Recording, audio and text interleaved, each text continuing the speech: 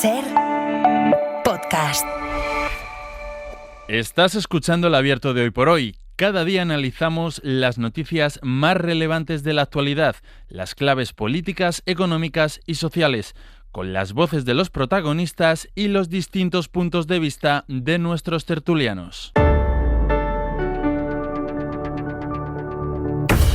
Tiempo para el análisis, tiempo para el abierto. Empezamos semana, vamos a ir ya con toda la actualidad y con las cosas que pasan en esta vida, y en el análisis van a estar Josep Ramoneda. ¿Qué tal? Muy buenos días. Hola, muy buenos días. Mario Laurrea, buenos días. ¿Qué tal? Muy buenos días. Y Antón Losada, muy buenos días. Buenos días. Les decía que estábamos con el análisis, hoy vamos a estar con el análisis de la actualidad, de las cosas que pasan en esta vida y lo que pasa en los próximos días. De hecho, empieza mañana, pero ya lo deben estar viviendo mal o regular en muchas casas. Es que empieza la PAU, la selectividad de toda la vida, la prueba de acceso a la universidad, que empieza mañana en casi todas las comunidades autónomas, salvo en Cataluña y en Canarias. Laura Gutiérrez, buenos días. ¿Qué tal? Buenos días, Ángel. Y es toda una novedad porque los estudiantes se van a enfrentar a un modelo totalmente nuevo de examen, con nuevas normas de corrección, con una optatividad reducida, con la mínima expresión y con nuevas preguntas de carácter competencial. Y dicen los profesores, dicen los correctores, que estamos ante la selectividad más complicada de los últimos años.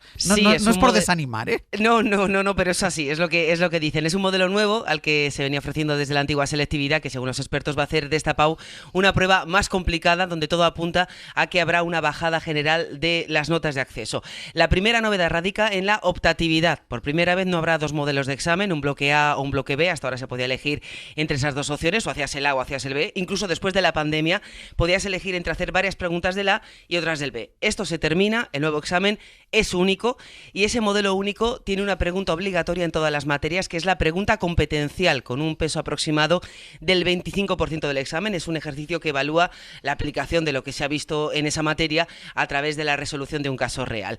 Esto ya tiene consecuencias, como nos explica Carlos González, director de un centro educativo de primaria y secundaria de Palma de Mallorca y profesor de la Universidad Europea. Una menor posibilidad de descartar de cara a preparar las pruebas. O minimizamos la posibilidad de descartar o casi la eliminamos, ¿no? Además, a estos cambios hay que sumar una mayor restricción en cuanto a la presentación, la gramática y la ortografía. Por primera vez se incluyen en este sentido criterios comunes de corrección en todas las comunidades. En lengua castellana y en la lengua cooficial se pueden quitar hasta 2 puntos de la prueba por estos conceptos. En lenguas extranjeras hasta 1,5 puntos y en otras materias hasta 1 punto. Los profesores ven muchas complicaciones con apenas un curso para preparar todos los cambios.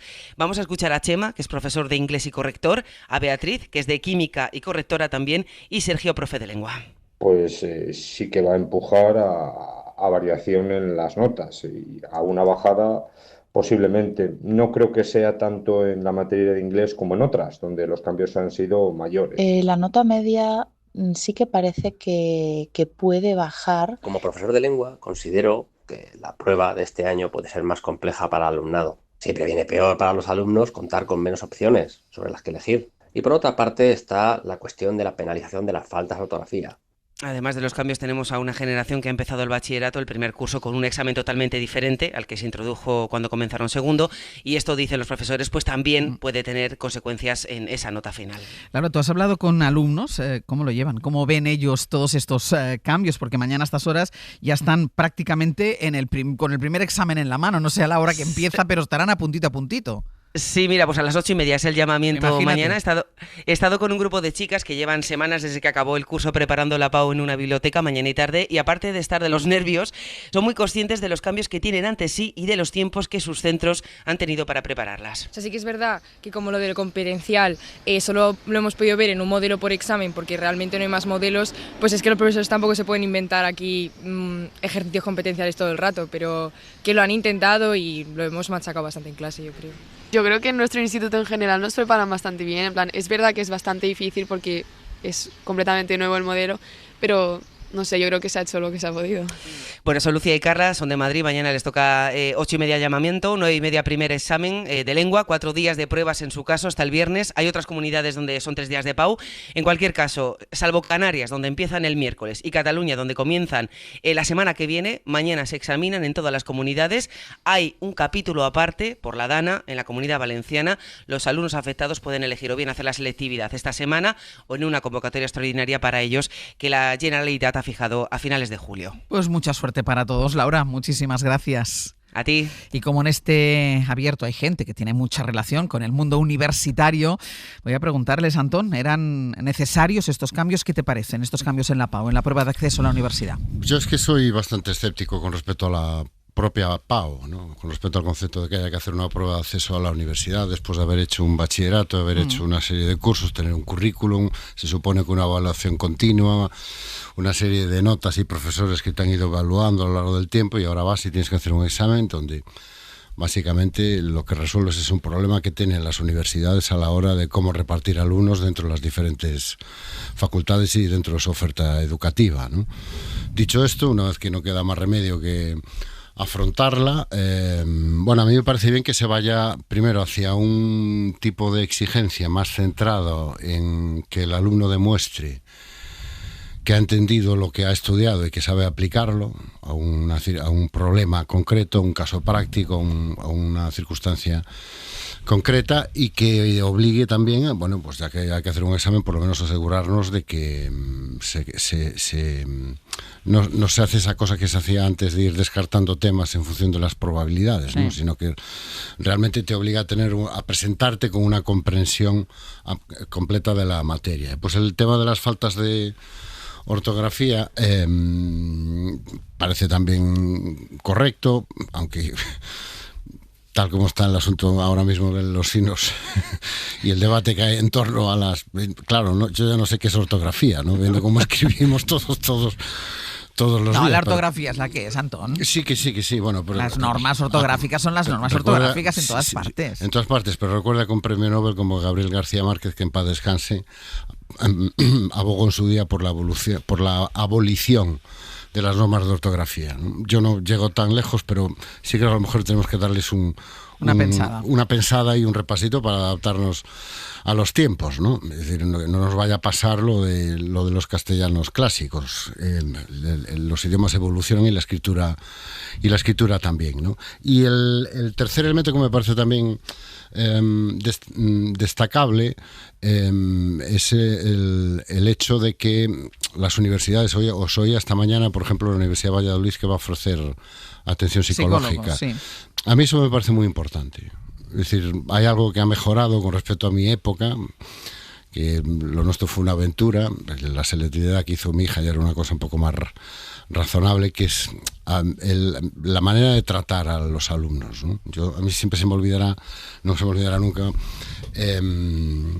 llevar a mi hija al examen y mi hija toda agobiada y asustada y pensando, es que me juego mucho, papá, y tú pensando, bueno, mujer, ya verás tú, esto no es nada, con todas las cosas que te van a venir a lo largo de la vida. Con todo lo que te vas a jugar a lo largo de tu vida. Claro, pero claro, cuando tienes esa edad no lo sabes, ¿no? Entonces a mí el hecho de que las universidades y los centros y las consellerías presten un poco más de atención al entorno en el cual se hacen las pruebas, a cómo se les trata, a cómo se les informa, a cómo se les hace un poco más fácil ese trago que cuando tienes esa edad te parece una cosa terrorífica y después terrible, pero en ese momento me parece muy bien que se haga eso. Plantea, Josep, dos cuestiones, Antón. Primero, las propias novedades dentro de la PAU, el nuevo modelo, pero también él planteaba, y arrancaba así su intervención, sobre si tiene que haber un examen de acceso a la universidad o no.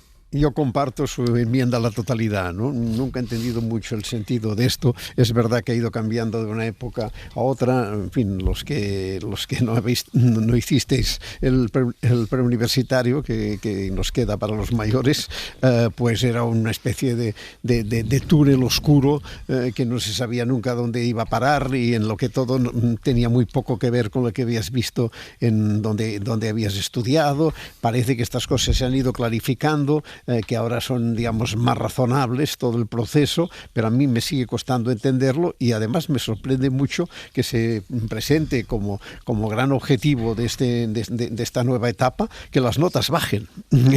Me parece una concepción autoritaria, casi represiva de la enseñanza, conseguir a ver si conseguimos suspender a más que nadie, que no lo acabo de entender y que me temo que en el fondo forma parte de la ideología central que llevó a la construcción de estas pruebas, llámense la fase preuniversitaria, llámense como se llaman ahora. Mariola. Bueno, yo tengo una visión totalmente distinta a la que han planteado mis colegas de análisis, así que vamos a tener margen para la discusión. Vamos al debate. Es de lo que se trata, vamos yo al creo debate. que también, ¿no? Bueno, hay que recordar un poco que este examen se trata de una prueba de madurez y creo que es muy importante que exista una prueba no solo de conocimiento sino de madurez como fase previa al acceso a la universidad. Pero es que además es una prueba que corrige algo que es muy importante tener presente. Hay que recordar que el mapa de la educación secundaria y el bachillerato en España es muy plural. Hay centros públicos con unos niveles de exigencia más o menos armonizados, hay centros concertados y hay centros privados. La única prueba que se rige bajo unos criterios homogéneos para todo el mapa español y que exige también criterios de corrección y niveles de exigencia también armonizados para todo el mapa español es esta prueba. Si no incorporamos esta prueba, que insisto es de madurez, pretende controlar ese tipo de conocimientos y de competencias, pero sobre todo pretende corregir aquellos excesos en ocasiones de generosidad en lo que es la presentación de las calificaciones en algunos centros.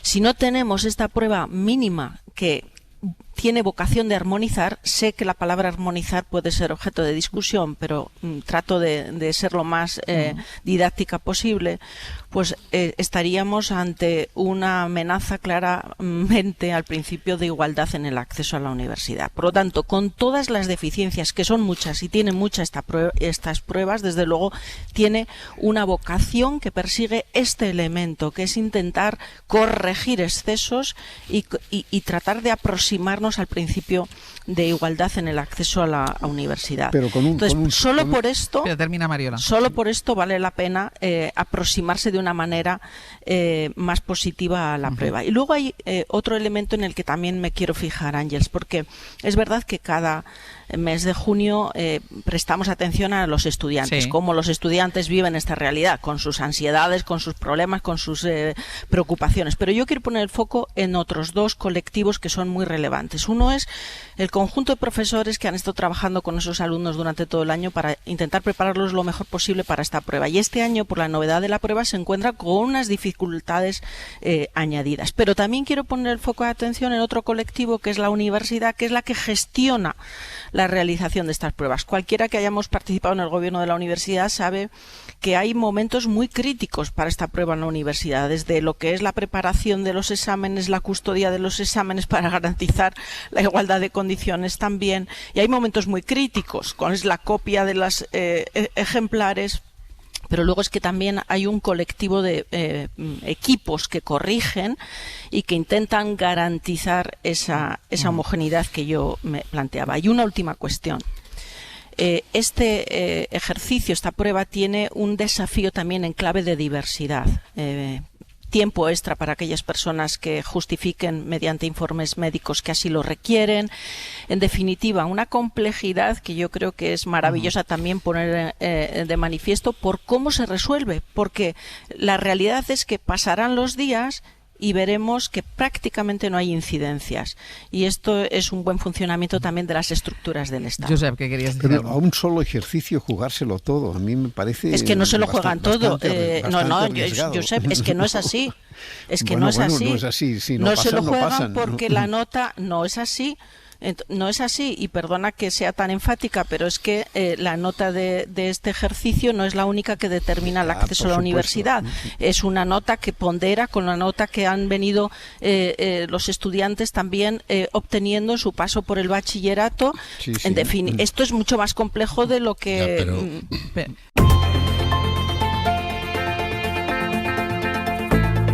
El Abierto. Ser podcast.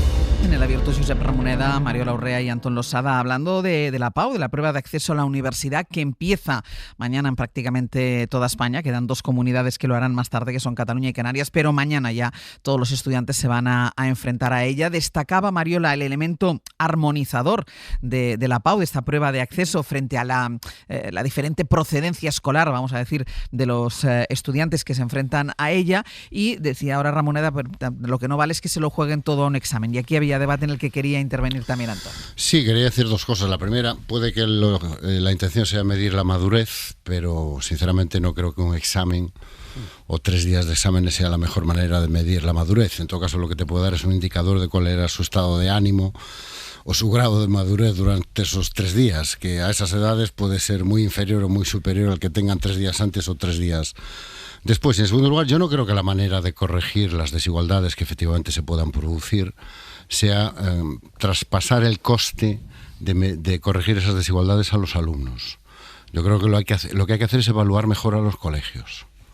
Se supone que tenemos un sistema de evaluación de los colegios. Se supone que ahora los colegios tienen que presentar todos los años memorias muy extensas, llenas de datos y de información sobre qué han hecho, por qué, las calificaciones, qué objetivos han cumplido, cómo ha funcionado el curso, cómo ha sido su docencia. Reforcemos eso. Reforcemos nuestra capacidad de controlar y de evaluar a los colegios, de asegurar que esa desigualdad no se produce durante los 7 o 8 años que supone el cumplir el currículum académico para poder acceder a la universidad, porque si no, lo único que estamos haciendo al final es castigar doblemente a los alumnos. Primero, porque pasan por un sistema que no es equitativo, y segundo, porque acaban ellos sufriendo las consecuencias. Evaluemos mejor a los colegios. Si queremos corregir problemas de desigualdad, lo que hay que hacer es reforzar la evaluación y el nivel de exigencia sobre los colegios y acabar con que efectivamente de hecho se producen 2, incluso 3 circuitos educativos: el privado, en términos de exigencia,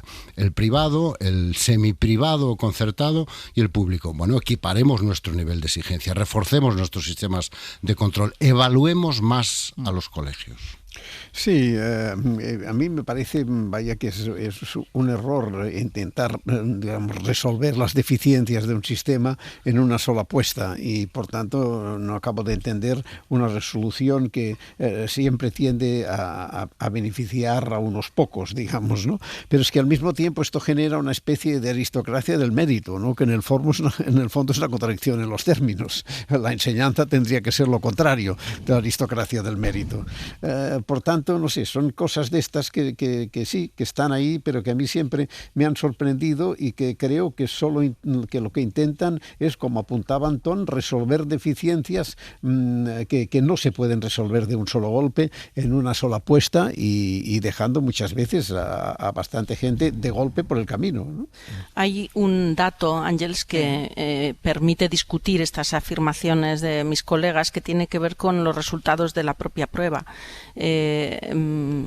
Muy poca gente, por no decir, es que es testimonial, las personas que obviamente no superan esta prueba, por lo tanto está diseñada. Aprueban el 98 y pico % hasta efectivamente. Hoy. Con la anterior prueba, con esta ya veremos. Con la por eso anterior hablaba prueba, yo el 98 claro, y pico %. Por eso hablaba de una prueba de madurez también, y luego hay un elemento que esto sí que determina, que es aquellos que aspiran a entrar en algunas universidades con algunas titulaciones muy concretas, que tienen notas de corte elevadísimas, y para esto sí, esta prueba es una prueba que incorpora un enorme estrés, porque esas personas, digamos, sí que sienten que se juegan su futuro en este ejercicio. Pero hay que recordar que no es la única, el resultado de esta prueba no es el único elemento numérico que determina la nota de corte, que determina la nota con la que tú vas a poder aspirar a cumplir tu sueño, que es entrar en la universidad y entrar en aquella titulación que en principio pues deseas. Bueno, pues lo que decíamos antes, suerte a todos aquellos que están estudiando, han estado estudiando estos últimos días. Hoy ya es tarde para todos aquellos que mañana tienen que enfrentarse a esa PAU a partir de las 8:30 de la mañana, como nos comentaba antes Laura Gutiérrez. Vamos ya a entrar en terreno político, y el terreno político tiene mucho que ver con la ley de amnistía, porque va a ser a finales de junio cuando el Constitucional decida si avala o no esta ley de amnistía, y de momento lo que ha trascendido es la ponencia de la ley. Miguel Ángel Campos, hola de nuevo. Hola de nuevo, Ángeles. De eso se deduce que la ponencia avala el grueso de la amnistía, es decir, la norma encaja en la Constitución, y rechaza buena parte del recurso. Solo hay algunos puntos que no, algunos matices que no, pero la ponencia rechaza buena parte del recurso que presentó el Partido Popular. Sí, avala la constitucionalidad de la práctica totalidad de la norma, considera que no vulnera derechos fundamentales y descarta que sea arbitraria, según fuentes del Constitucional consultadas por la SER. El texto, redactado por la vicepresidenta Inmaculada Montalbán, insta al legislativo, como decías, a corregir solo 3 aspectos menores censurados por el PP: que no podrán ser amnistiados los ilícitos cometidos después del 13 de noviembre de 2023, en contra de lo que recogía la ley; que no solo serán perdonados los actos a favor de la independencia de Cataluña, sino también los de aquellos que se opusieron a ella para no infringir el principio de igualdad; y que habrá que dar voz a todas las partes y no solo a la Fiscalía o a las entidades públicas afectadas para las reclamaciones ante el Tribunal de Cuentas. La ponencia rechaza más de una quincena de impugnaciones del PP, según las mismas fuentes. No hay vulneración de la seguridad jurídica o de la tutela judicial efectiva, no se infringe el principio de igualdad y considera una mera cuestión extrajurídica la afirmación de los conservadores respecto a que la amnistía fue aprobada para conseguir los 7 votos de Junts con los que investir a Pedro Sánchez. El Constitucional, a juicio de Montalbán, debe ceñirse a la juridicidad de la norma y a la finalidad de la misma expuesta en el preámbulo. Está previsto que esta ponencia empiece a debatirse el 10 de junio y sea votada en un pleno monográfico a partir del 24 de este mismo mes. Y que el Constitucional, después de este debate y de esta votación, acabe por avalar la ley de amnistía, no quiere decir que sea posible inmediatamente el regreso de Carles Puigdemont, porque la ponencia no habla sobre la malversación, Campos, y ese es el delito por el que Puigdemont está también en busca y captura. Claro, es la consecuencia más directa. Puigdemont aún va a tardar meses en poder regresar a España porque el Supremo concluyó que la malversación que se le atribuye no puede ser amnistiada, ya que obtuvo un enriquecimiento personal al detraer de los recursos públicos para el camino hacia la desconexión aquellos fondos que debió poner de su bolsillo, según la interpretación del Alto Tribunal. Como el PP no preguntó sobre este asunto en su recurso concreto, esta ponencia no se pronuncia al respecto. Puigdemont recurrió en amparo a la decisión del Supremo, pero antes de despejar su futuro y decidir sobre esta cuestión, el Constitucional tendrá que resolver la veintena de recursos presentados con anterioridad. Y ya veremos entonces, Ángels, porque cuando el Constitucional se pronuncie sobre la cuestión de inconstitucionalidad del Supremo, aun en el caso de que falle a favor del expresidente de la Generalitat, al Supremo aún le quedará la posibilidad de presentar entonces una cuestión prejudicial ante el Tribunal de Justicia de la Unión Europea por albergar dudas de que la decisión se adapte al derecho de la Unión. Está por ver que el juez instructor de su causa en el Supremo, Pablo Llarena, mantenga en ese caso la orden de detención contra Carles Puigdemont. Es decir, veremos con toda probabilidad al Constitucional avalar la norma, avalar la ley de amnistía, pero eso no quiere decir el regreso, no se va a traducir en el regreso automático de Carles Puigdemont. Campos, gracias. A ti, buenos días. Pues vamos a hacer una cosa, vamos a hacer una pausa y a la vuelta iremos con el análisis de esta ponencia que hemos conocido en las últimas horas y cuyo titular el titular que nos deja es este, que es el aval, seguramente, después del debate y de la votación del Tribunal Constitucional a la ley de amnistía.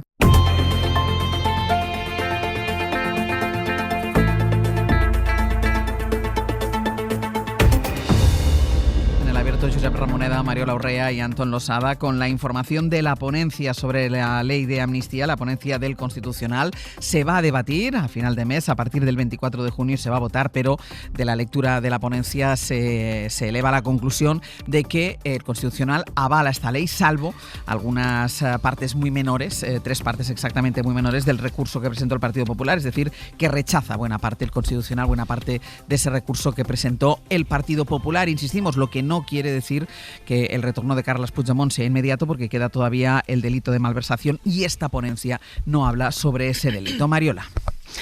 Yo creo que hay un elemento muy positivo de la noticia que hemos conocido hoy, que tiene que ver con que el Tribunal Constitucional en su ponencia desmiente a aquellos juristas que pensaban que por el mero hecho de que la amnistía no apareciera expresamente citada en la Constitución, eso era una limitación para el Poder Legislativo a la hora de ordenar el derecho de gracia.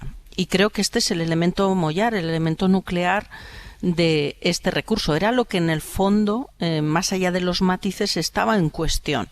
porque este fue el debate que ordenó muchísimas discusiones desde que el Gobierno planteó la iniciativa al Parlamento hasta su configuración final y en la aprobación en el texto que ha conocido el Tribunal Constitucional. Y yo celebro que haya sido así. Veremos la discusión cuando se celebre el Pleno del Tribunal Constitucional y sobre todo la votación.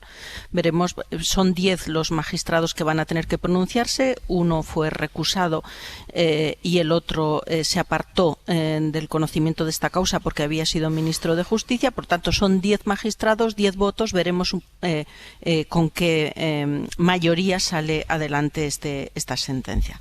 Y luego hay algunos matices interesantes que no me voy a detener para no ocupar mucho espacio, pero sí solo en uno. Es curioso, el Tribunal Constitucional amplía el ámbito personal de aplicación de esta ley a aspectos, a personas que se manifestaron en un momento determinado y que no estaba prevista su consideración en la ley, y elimina algún ámbito temporal que fue añadido en el proceso largo de discusión de esta ley en el Parlamento ante la ansiedad de los independentistas que por cómo reaccionaba el propio Poder Judicial iba pretendiendo añadir elementos a la ley, ¿no? Por lo tanto, me quedo con el elemento que considero nuclear.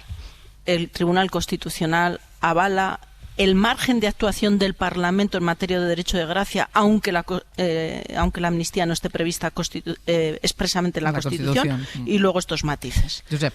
Sí, yo estoy de acuerdo en la importancia de lo que acabas de señalar, ¿no? Pero a mí me parece que hay un dato primero para este debate, que es el acierto de la amnistía, que antes de haber sido aplicada completamente ya está dando unos resultados extraordinarios. Y buena parte de cualquiera que se acerque por Cataluña, buena parte del cambio de clima que hay en este momento en Cataluña, buena parte viene de la presencia de esta idea en el aire, y que sin la cual probablemente las cosas hubiesen sido mucho más complicadas. Por tanto, creo que esto es no solo, digamos, es un voto del Constitucional avalándola, pero es un voto que confirma el acierto político de una decisión como la de la amnistía. Aquí hay otro problema, que es evidentemente en el ejercicio natural de entre los tres poderes, de vigilarse unos a otros, se producen contratiempos como consecuencia de unos procedimientos, especialmente en el Poder Judicial, excesivamente largos, y que acaban que una cosa que te era un gesto político de importancia inmediata deje unas largas colas y dudas que se van manteniendo durante muchísimo tiempo y contribuyendo a crear una cierta sensación de engaño, de frustración, etcétera. Este es un problema que las sociedades democráticas en general tienen que resolver. No hay una dinámica clara en este terreno, ¿no? Pero yo creo que es muy importante el paso que el Constitucional da. Probablemente lo podía haber dado mucho antes y hubiese sido bueno, pero hay todavía muchas cosas y mucha tarea que hacer, y la evolución de las cosas yo creo que lo lleva a un terreno extremadamente favorable, porque las amnistías que quedan por aplicar caerán ahora sobre un espacio muy distinto del que era el momento inicial del conflicto, precisamente gracias a que la amnistía ha estado en escena todo este tiempo. Antón. Bueno, a mí, aparte de considerar que seguramente podemos sincronizar nuestros relojes y cuando salga esta sentencia, pues iremos hacia la 7ª manifestación convocada por el Partido Popular contra Pedro Sánchez, el felón, la amnistía y el independentismo, a mí me parece que lo más relevante de la sentencia, por lo menos para mí, es, digamos, la lectura política que se puede hacer de lo que conocemos de esta sentencia, ¿no? A mí me parece muy relevante que, por ejemplo, la ponente, al repasar la exposición de motivos de la ley, donde se dice que la ley era un paso necesario, cito textualmente, para superar las tensiones referidas y eliminar algunas, y que era la manera de superar las consecuencias del proceso independentista, la ponencia de sentencia dice que este fin es razonable. O sea, que los fines que perseguía la amnistía no solo caben dentro de la Constitución, sino que no son arbitrarios, y son razonables. Es decir, la amnistía se hace por un motivo razonable. política y jurídicamente razonable, que era efectivamente, como apuntaba Josep, pacificar, eliminar, mitigar, pongan el verbo que quieran, las consecuencias del proceso independentista, cerrar una etapa. Y el Constitucional te dice que si ese es el objetivo de la amnistía, es legítimo. Es legítimo, es razonable y cabe dentro de la Constitución. No olvidemos que el gran argumento contra la amnistía es que era arbitraria, que se hacía por motivos oportunistas. Sí. ¿Qué te dice el Constitucional? No, se hace por un fin razonable, que es pacificar una situación. Y eso, lógicamente, cabe dentro de la Constitución. Y refuerza ese argumento con un segundo añadido, que es que contesta, a mí me parece increíble que el Partido Popular meta en un recurso jurídico... El argumento de los votos. El argumento de los votos. Y el tribunal le contesta con un pequeño... ¿Cómo se llama para los niños? Un pequeño soplamocos, diciéndolo que es una cuestión completamente extrajudicial y que a ningún juez, y yo creo que muchos jueces en este momento de España deberían leer con cuidado esta sentencia, cuando se haga, le corresponde hacer hipótesis o especular sobre lo que pretendía el legislador o sobre cuáles eran los motivos que guiaban al legislador, porque no es esa la función del juez. En todo caso, sería de una figura que había que crear, que sería el psicojuez. Es decir, el juez que se pone a analizar, bueno, pues esto lo hace porque quiere agarrarse al poder, no es esta la función de un tribunal, ni de un tribunal constitucional, ni mucho menos de un tribunal penal. Entonces yo creo que la verdadera fuerza, por lo menos para mí, la relevancia, más allá de las tres cuestiones que admite, que me parece bastante razonable que las admita, es que ratifica que es un instrumento jurídico al servicio legítimo de un fin político legítimo y razonable. Pero el problema que gravita detrás de eso y que ha hecho necesario que lo señalaran con esta significación es la politización de la justicia, que es lo que está en gran parte paralizando un proceso que tendría que haber llegado a término ya hace un tiempo. Y es evidente que en este conflicto ha habido una actuación militante de parte de la justicia sin ningún recato, además. No, ha habido incluso alguna concentración en las puertas de juzgados. Sí. Es decir, que no... Mariola. Sí, por eso ahora es importante, una vez se dicte la sentencia y quede avalada la constitucionalidad de la actuación del legislativo, porque insistimos en el gobierno, pero es que hay que recordar que se trata de una ley aprobada por el Parlamento, por una mayoría más amplia que la que constituye el gobierno, que es quien promueve obviamente una acción política con unos determinados objetivos que ya se han señalado, ¿no? Pero una vez esté aclarado esto, ahora viene la aplicación de esta ley, que hay que recordar que está en parte solo paralizada a la espera de este pronunciamiento, como señalaba Campos, ¿no? Y entonces hay que señalar que el Tribunal Supremo obviamente ha dado muestras de resistencia a la aplicación de esa ley, al menos a una de las personas, que es a Carles Puigdemont, ¿no? Vamos a ver qué mecanismos utiliza a partir de entonces, una vez constitucionalizada la ley, para seguir mostrando resistencia o claudicar en lo que es una realidad política obvia de este país. Se señalaba el planteamiento de una cuestión prejudicial ante el Tribunal de Justicia de la Unión Europea, y quiero recordar que esa cuestión prejudicial ya existe, no esa, otra obviamente, que planteada por el Tribunal de Cuentas. Por lo tanto, es verdad que la justicia europea tiene que pronunciarse respondiendo a las dudas que ya el Tribunal de Cuentas manifestó, y previsiblemente si lo hace el Tribunal Supremo, que sería una manera un poco de dilatar más en el tiempo la aplicación de la ley de amnistía a todos aquellos que han solicitado su aplicación por entender que encajaba en el ámbito personal de aplicación de la misma. En el abierto, Josep Ramoneda, Mariola Orrea y Antón Losada, que decía antes Losada, pongan los contadores a cero, a ver cuánto tarda el Partido Popular en convocar una nueva manifestación en cuanto sea firme la sentencia del Tribunal Constitucional avalando la ley de amnistía. Pero primero tienen que pasar por otra meta volante, que hay otra manifestación convocada para este domingo, y ahora mismo todo el Partido Popular lo que tiene en el horizonte es la convocatoria del domingo que viene contra Pedro Sánchez y contra su gobierno. David Junquera, buenos días. días. Hola, buenos días. Y para ir calentando esta convocatoria del domingo, este fin de semana hemos visto a Alberto Núñez Feijóo y a Isabel Díaz Ayuso juntos. La semana va a continuar con la visita del líder del PP a Extremadura con la intención de mantener la tensión hasta esa fecha, hasta el domingo, y de fondo también reforzar su figura, que después hablaremos del resultado sobre el liderazgo que arroja la encuesta de 40DB para la SER y El País, pero de momento lo que él quiere es reforzar su liderazgo, su figura, de cara al Congreso Popular de junio. Los guionistas de Génova, que ya tienen el texto de la película de esta semana, y si nada se les tuerce, pues va a ser una peli de acción, de esas que van subiendo de intensidad hasta, digamos, el pim pam pum final. Para empezar, Feijóo tiene mítines por doquier, lo estabais contando, presentando su candidatura al Congreso del partido, y esto tiene poco misterio porque no tiene rival, pero los va a aprovechar para seguir lanzando mensajes como estos. Esto no es democrático, esto no es digno, esto no es decente, esto son prácticas mafiosas. Son ellos quienes están en los bajos fondos de la política, sí señor. Son ellos quienes han convertido la política en cloacas. No para de hablar de cloaca, de mafia, el líder del PP, y eso que el viernes por la tarde en Valladolid aseguraba que le dolía decir estas cosas. Pero ayer no dudó en reír y aplaudir cosas como esta de Almeida. El número 1, el capo di tutti capi, el capo Pedro Sánchez. O esta de Ayuso. Este seudónimo de autócrata al que Europa debería ponerle ya los pies en el suelo y pararle de una vez. Tanto que miran a Hungría, a Turquía. ¿Y qué está pasando en España? Señores de la Unión Europea, ¿qué más tiene que pasar?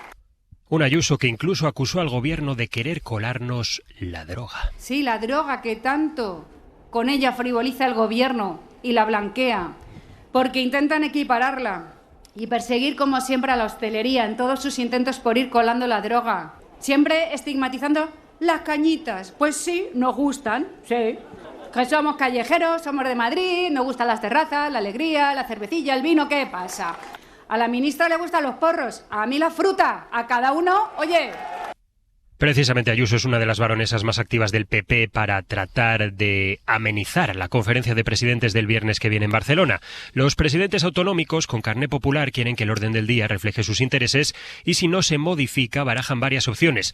En principio el plante no se termina de plantear por no hacerle ese feo al rey, pero podría hacerse algo unitario, simbólico a Pedro Sánchez. Todo está sobre la mesa. Con todo esto no va a ser lo más fuerte. El pim pam pum semanal del que hablábamos va a ser la concentración del domingo en Plaza España, en Madrid. Génova necesita y quiere un llenazo total, así que hay muchos secretarios de organización autonómicos y provinciales con deberes extra, fletando autobuses para darle a Feijóo la traca final que busca para esta semana.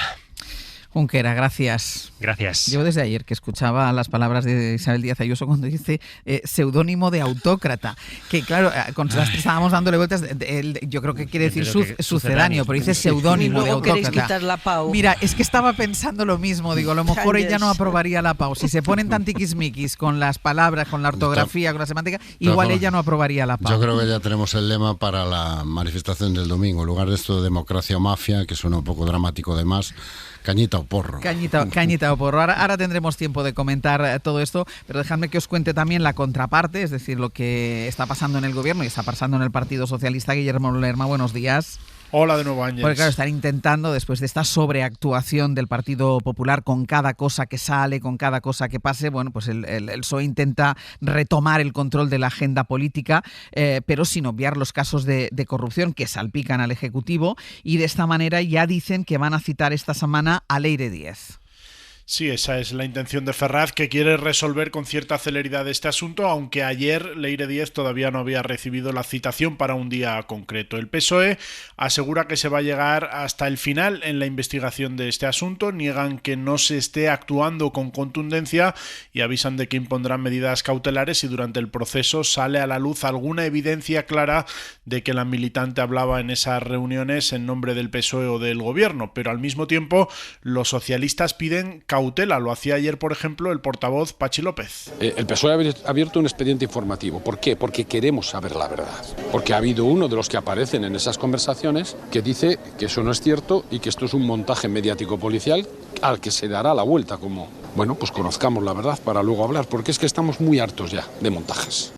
Las informaciones sobre la militante socialista se suman a la publicación de los mensajes entre Ábalos y varios miembros del gobierno, a los avances de los casos que afectan al entorno personal del presidente.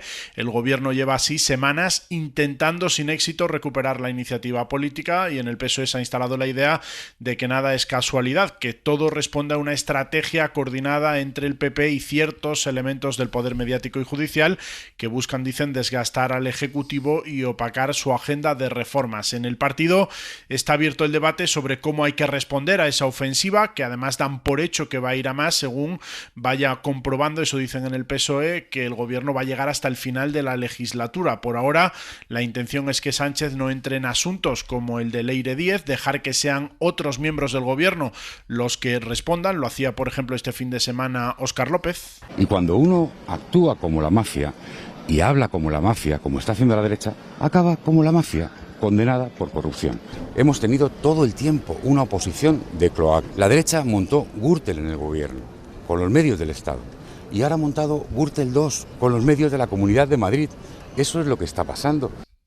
En el gobierno Ángels admiten que a retomar esa iniciativa política, además de la ofensiva del PP, tampoco ayuda la actitud de los socios parlamentarios. Quedan 3 semanas para que acabe el curso y al margen de la convalidación de los decretos anticrisis, el PSOE no ha podido avanzar en la tramitación de ninguna de las grandes leyes que han sido registradas en lo que va de este año 2025. Guille, gracias. Hasta luego. Sin restarle gravedad a todo el asunto Leire Díez, sin dejar de insistir, y lo hacíamos ya la semana pasada, dejar de insistir al Gobierno y al Partido Socialista que dé explicaciones sobre todo este episodio que de momento se ha saltado con la apertura de una investigación, de un informe interno del Partido Socialista, sin dejar de todo esto claro la hipérbole del Partido Popular, ya no solo porque ha instalado ya el discurso de la mafia utilizando toda la terminología que se utiliza cuando se habla de la mafia, con todo lo que esto supone, sino hablando también de dictadura. Decía Ayuso, hay que acabar con la dictadura, hay que pedirle a Europa que ponga pie en pared. Bueno, y todo esto ella lo dice delante de un micrófono, hablando y gozando de mayoría absoluta en una comunidad autónoma. O sea, no sé exactamente qué noción o qué datos tiene ella para pensar que en lo de Vive es una dictadura, es decir, donde ella puede hablar, se pueden convocar manifestaciones. Entonces, claro, cualquier cosa que pasa se utiliza de tal manera y con tal exageración que es absolutamente imposible hablar de la actualidad desde una normalidad, desde una tranquilidad y hablar sobre todo de los hechos, que es a lo que tendríamos y tendrían que dedicarse ellos, Antón. Sí, sobre todo la pregunta es, ¿tanta hipérbole para qué? Sí. Porque, bueno, si al final la conclusión, no sé, toda esta exhibición de hipérboles, ¿no?, donde una concejala socialista prácticamente es capaz de montar una especie de medio golpe de Estado y subvertir convertir las cloacas del Estado en un auténtico sumidero, si estamos en esa tesitura tan grave, si, como dice mi amigo Alberto Núñez Feijóo, vivimos el momento más grave de la historia de nuestra democracia, que hay que hacer hipérbole, para plantearlo así. Si una exconcejala del PSOE puede provocar que vivamos el momento más dramático de la historia de nuestra democracia, hombre, moción de censura. Es que toda la hipérbole, toda la exageración que desarrolla el Partido Popular tiene una única conclusión lógica, que es que si estamos al borde de pedir que vengan los cascos azules de la Unión Europea, como diría Isabel Díaz Ayuso, hombre, el principal partido de la oposición, ¿qué hace? Convocar una manifestación. Porque el corolario lógico de esta exhibición hiperbólica es indiscutible. Moción de censura. Es que si la presento pierdo. ¿Y qué? Es que las mociones de censura son instrumentos políticos que no tienen un único objetivo. Ni siquiera el objetivo fundamental, sobre todo cuando es una moción constructiva, como es el caso de nuestra Constitución, tiene que ser ganar. Pablo Iglesias la presentó y la perdió. Pedro Sánchez la presentó y la ganó, la única que se ha ganado. ¿Eso quiere decir que las mociones de censura que se presentaron antes no sirvieron para nada? Claro que sirvieron. Pregúntale a Felipe González si sirvieron o no, para presentar una alternativa. Pero claro, tienes que tener una alternativa, porque si no la tienes... Pregúntale a Hernández Mancha si sirvió para algo o no una moción de censura, para ver que no había alternativa. Pero todo el corolario lógico de esta tensión horribilis en la que estamos metidos te lleva a una conclusión que el Partido Popular es incapaz de plantear. Es incoherente con su propio argumentario. Su propio argumentario lleva a un único resultado: moción de censura. Pero no, es como si el capitán del Titanic, ¿no? Ve venir el iceberg y dice, oye, vamos a chocar, nos vamos a hundir. Ya, bueno, pero no nos podemos apartar. ¿Por qué? Porque no tengo los votos.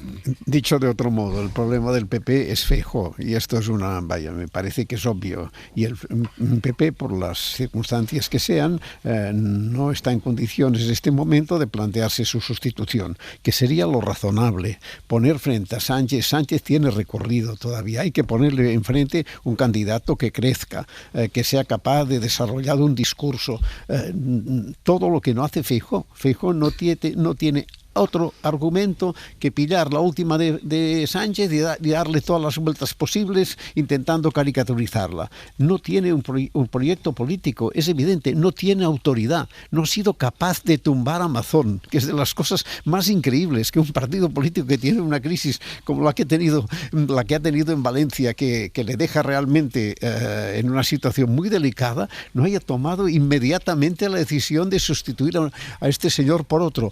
¿Por qué? Porque Feijóo temía que le salpicara. No, estas cosas, para mí el problema del PP en este momento es muy sencillo. No tienen un liderazgo como les corresponde a la actual situación. Con lo cual, no es que intenten acortar los plazos, al revés, los están alargando, porque lo que le ofrecen a Sánchez es la ausencia de una alternativa clara, con un proyecto, con unas ideas, capaz de cambiar las cosas que Sánchez está haciendo. No, simplemente es el insulto, es el encadenamiento de las descalificaciones personales, es la hipérbole permanente.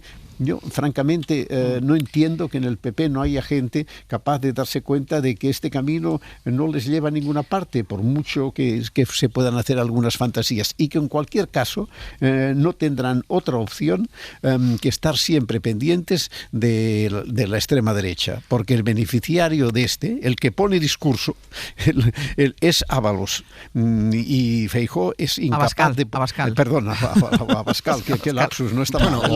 O Ábalos, tal como está la cosa. A lo mejor es Ábalos el que pone el discurso. No está mal. Vete tú a saber. Reconocéis que el lapsus no está mal. No. Mariola. Me iré al psicoanalista esta tarde. Sí. Yo quiero decir un par de cosas. La primera es que si analizamos lo que está ocurriendo en el ámbito político, en el ámbito mediático y en el ámbito judicial, yo creo que no es para nada disparatado señalar que pareciera como si hubiera una concertación de actuaciones ¿para qué? Para generar un estado de opinión determinado. Y ese estado de opinión es que es necesario hacer todo aquello que sea necesario hacer para derribar el gobierno. Y a mí esto me parece muy grave. La segunda idea que quiero señalar es que haría mal el gobierno si no se tomara en serio este propósito político de distintos actores que, buscando intereses y objetivos distintos, están concertados en esa generación de un estado de opinión. Y creo que escucho a Óscar López hablar de mafia y me parece que no es la mejor respuesta a ese estado de opinión. Y veo al Partido Socialista tibio en relación con qué hacer con ese caso de esa señora, esa concejal del PSOE, y no me parece que sea la mejor ni la más firme de las actuaciones para desmantelar esa idea de estado de opinión. Y veo al gobierno muy noqueado y con muy pocas voces, muy poco coral. Veo a un presidente en ocasiones muy solo y entiendo que esta no es la mejor forma de generar ni de hacer frente a un estado de opinión. Por todas estas razones creo que deben tomarse en serio ese propósito político de generar ese estado de opinión de que hay que hacer cualquier cosa para derribar al gobierno, porque eso es una acción política seria y no van a parar. Y 2, creo que el gobierno tiene que volver a tomar la iniciativa política. Entiendo que no es fácil hacerse un hueco dentro de este ruido, pero es la misión si creen que vale la pena pelear por los 2 años que queda de legislatura. Y mi pregunta, desde hace un tiempo, siempre es la misma. ¿Es posible con la composición actual del Consejo de Ministros? Yo no lo creo. Pero ¿cuál es la novedad? Llevamos 7 años con una concertación de intereses dispuesta a tumbar a este gobierno por cualquier medio necesario. Es decir, el que pueda hacer que haga, o ahora esta fórmula repipi que ha buscado, que me parece sacada de un artículo de la FAIS, como era cabeza fría y tensión, pero tensión vital máxima. Yo francamente que es un poco como lo de seudónimo de sinónimo de autócrata. Es decir, yo no sé ¿qué es eso? Entonces, yo sinceramente, efectivamente, estoy de acuerdo con Mariola en que el gobierno lleva desde el apagón apagado en términos de comunicación. Eso es evidente. Y que ha perdido la iniciativa en la agenda, que es lo peor que puede perder un gobierno, porque básicamente es el gran activo que tiene un gobierno.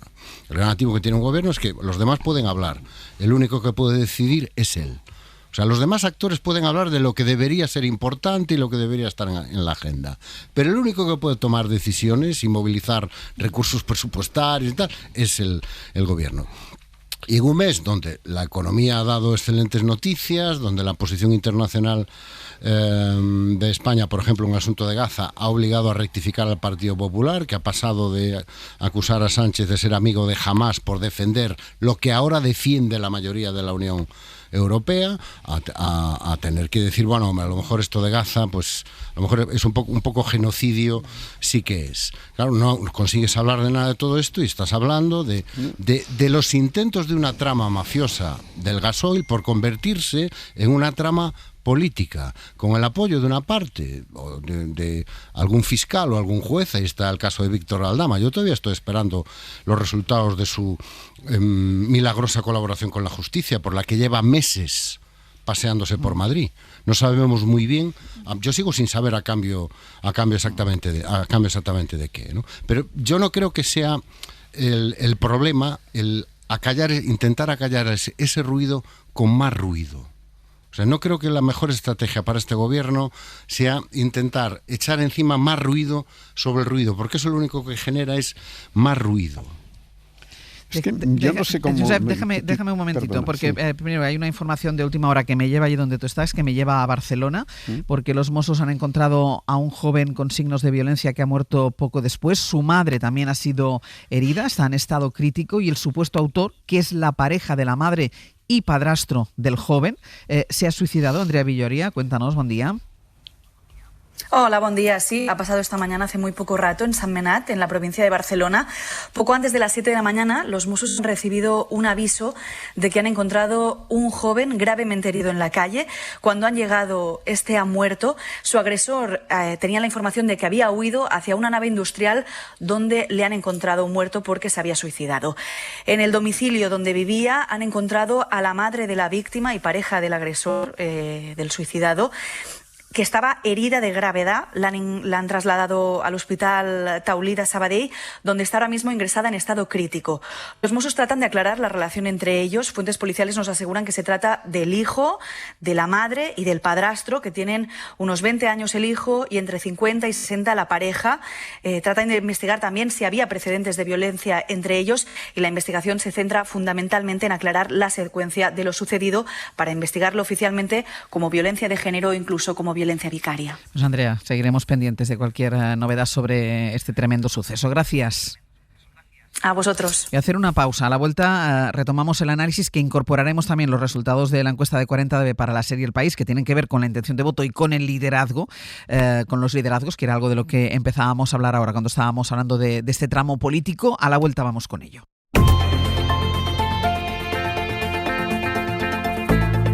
El Abierto. Ser Podcast. En el Abierto, Josep Ramoneda, Mariola Urrea y Antón Losada. Ahora iré con Josep, pero dejadme que incorpore los datos de la encuesta de 40DB para la serie El País. Sara Selva, ¿qué tal? Hola de nuevo. Hola de nuevo, Ángel. Porque vemos en esta encuesta, en este barómetro, que está hecho justo antes de que salieran a la luz los audios de Leire Díez, pero vemos cómo el Partido Socialista recorta la distancia con el Partido Popular en el momento de máxima crispación, y hay ese recorte de puntos en intención de voto. Cuéntanos. Sí, es importante recordar que la encuesta se realiza entre el 23 y el 26 de mayo y ese día, el último en el que se realizaban las entrevistas, el 26, fue el día en el que El Confidencial publicó los audios de Leire Díez. Antes, esa semana, ya habíamos conocido la imputación del hermano de Pedro Sánchez y la actualidad giraba también en torno a Israel y la masacre que está cometiendo en Gaza. Fue esa semana, por ejemplo, cuando el Congreso aprobó una iniciativa para impedir la compraventa de material militar. Con este escenario, el PSOE obtiene su mejor resultado desde diciembre, suma medio punto, vuelve a quedarse muy cerca del 30% y recorta la distancia con el Partido Popular. El PP de Feijóo sigue en primera posición, pero pierde un punto y está ahora por debajo del 33% de los votos. Ocurre que el PP cae y Vox crece. Consigue la ultraderecha acercarse de nuevo al 14% y sigue siendo la opción preferida entre los jóvenes. Hasta ahora Vox era la opción favorita, pero siempre detrás de la abstención, del voto blanco o del nulo, pero esta vez no, esta vez también consigue superar ese bloque y lo hace además en varias franjas de edad, de los 18 a los 35 años. Entre el resto de partidos apenas hay cambios, Sumar sigue igual con un 5,4%, Podemos suma 7 décimas y se acerca al 4% y se acabó la fiesta, la marca de Alvise Pérez sigue cayendo y está ahora por debajo del 2%. Y la encuesta, Sara, también pregunta por la valoración de líderes y hay un titular, primero el orden en el que quedan los líderes, pero los actuales, pero luego hay un titular que llama la atención, que es que 2 de cada 3 españoles creen que los líderes del pasado eran mejores que los de ahora.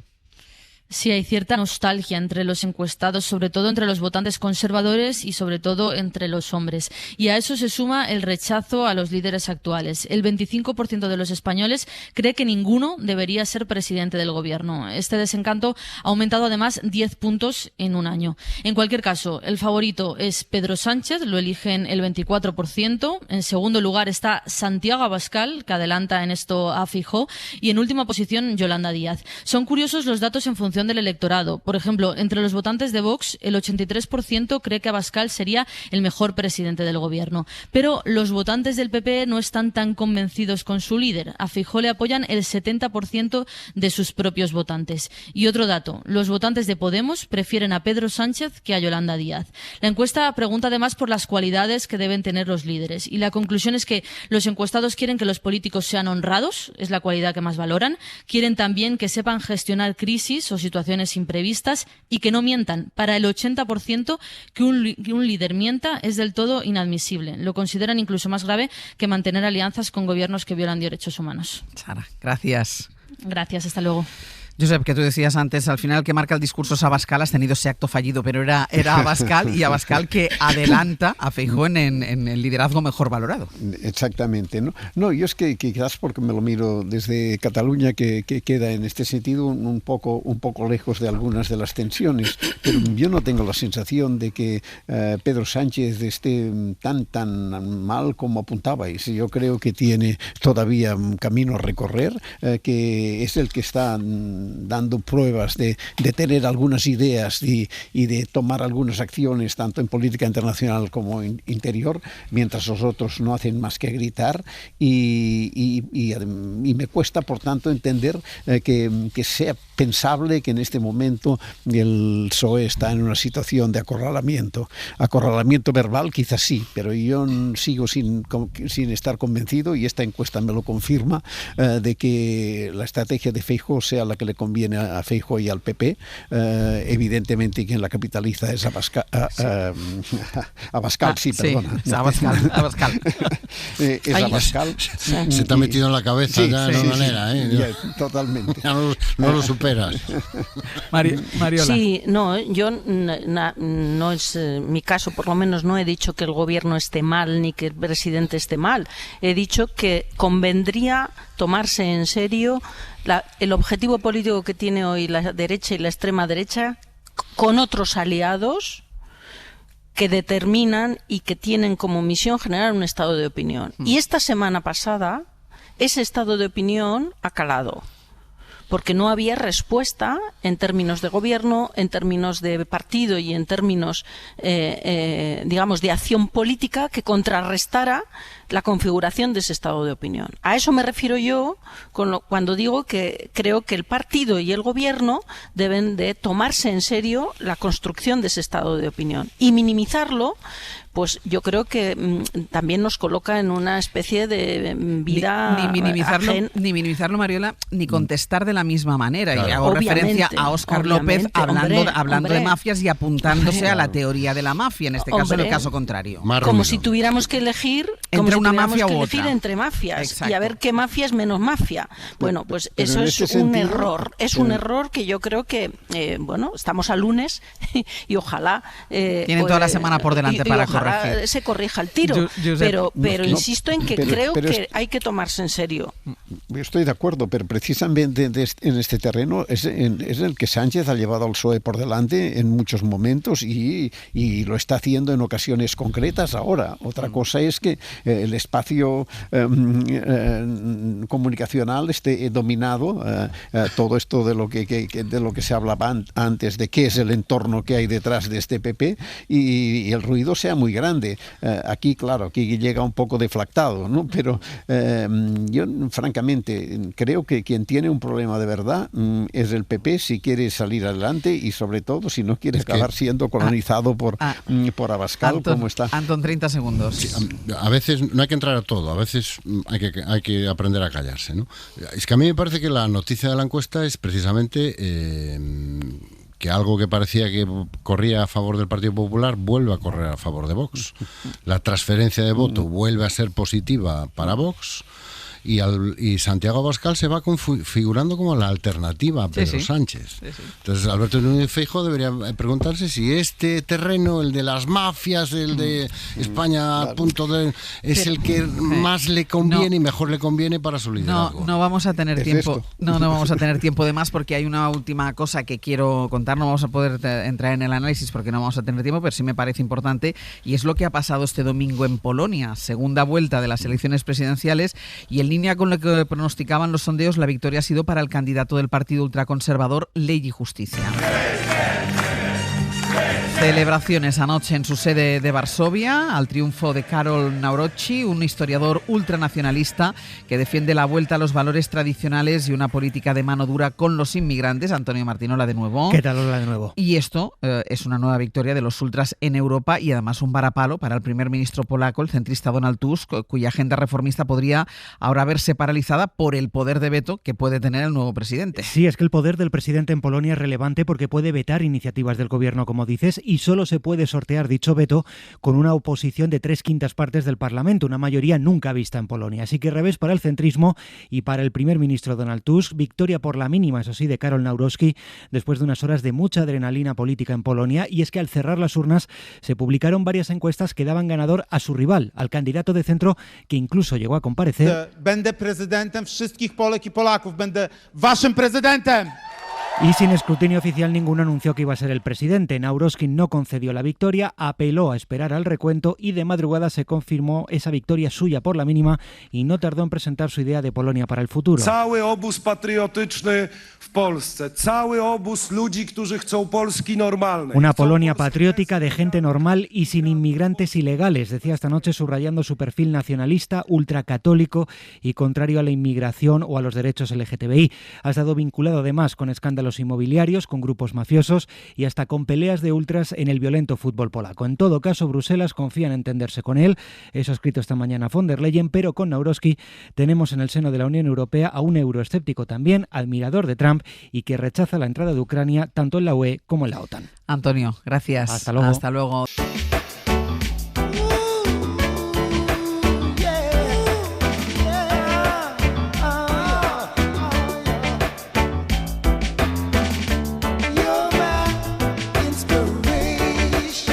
Vamos a ir terminando el abierto. Hoy están aquí Ana Usley y Pepe Rubio. Buenos días. ¿Qué tal? Para contarnos el menú que tenemos a partir de ahora. Y arrancar el lunes con mucha energía. Ya lo habéis hecho y tenemos que seguir. Claro, si viene porque Bob. Viene Bob. Y es que hay mucha gente que ya no llama durante el fin de semana a sus amigos, a sus confesores para contarles qué les ha pasado, para cotillear, incluso para preguntar qué hago. Porque muchos esperan justo que sea a esta hora, ya a las 10 menos 5 de la mañana, los lunes, para llamar a Bob al 900 100 800 para consultarle lo que quieran, del plano laboral, del plano amoroso, familiar, el pequeño problema que tengan. Bob les hará que lo miren de otra manera. Así que 900 100 900 100 800. ¿Qué más? Después seguiremos con la dupla y repasaremos esta semana que ha tenido muchas cosas. Ya parece que fue hace año y medio cuando se presentó Xabi Alonso o cuando perdió el Betis la Conference. Pero no, han pasado 4 días. Ha pasado nada, 3 días. Así que hablaremos de esto, hablaremos de la final de la Champions, hablaremos también del ascenso a primera del Elche y creo que hoy se entregan los primeros premios la dupla. Hoy tenemos premios la dupla. Y que se ha guardado en secreto absoluto la categoría, los ganadores, todo. Lo lleva todo Sergio Castro Será guardado. Sorpresa. Ni siquiera yo que presento el programa lo sabes. Lo sé, no tengo ni idea. Bueno, pues a las 10:30. Sé que va a estar aquí Galder Reguera, eso sí, hoy los dos en el estudio, Galder y Rafa. Bueno, y el artesano Pablo Ortiz de Zárate nos habla del bullying y el acoso escolar a través del arte, ¿vale? Y en Mitos 2.0 no hay momento más feliz que la llegada del fin de curso. Eso es una maravilla. Y sobre todo, te lo dije el otro día, el fin de curso después de la selectividad. Ese es el mejor verano de nuestras vidas. Yo no sé de qué habláis. Ese es el mejor verano de nuestras vidas. Todos hemos pasado por ahí. Hace mucho tiempo, Antón, ¿no te acuerdas? Yo no, que soy hijo de maestra. Ya. Los hijos de maestra no teníamos fin de curso. Ese... Como decía mi madre, las vacaciones son un cambio de actividad. Ese verano de selectividad, porque además en mi época la universidad empezaba como en octubre.